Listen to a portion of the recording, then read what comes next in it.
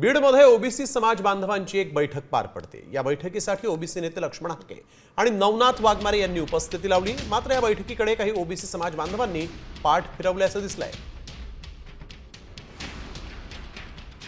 संघर्ष आमच्या पाचवीला पुजलेला आहे, तो आमचा संघर्ष मला वाटत नाही। सरकार कुणाचंही आलं तर आमच्या ओबीसीच्या वाट्याला संघर्षाचे, कारण सरकार फक्त प्रत्येक सरकार झुंडशाहीला जर बळी पडत असेल आणि जे लोक संविधानिक मार्गाने जर मागण्या मागत असतील यांच्याकडे जर दुर्लक्ष करत असेल तर संघर्ष संपून कसा चालेल। आम्हाला सुद्धा आता वेगळा विचार करायची कुठेतरी पाळी येते की काय असा आमच्यामध्ये सुद्धा शंका यायला लागली। इथं छोट्या समूहांची ओबीसी मधल्या छोट्या घटकाच्या हिताचं संरक्षण जर महाराष्ट्र सरकारच्या हातून होणार नसेल तर आम्हाला लोकांमध्ये गेलं पाहिजे।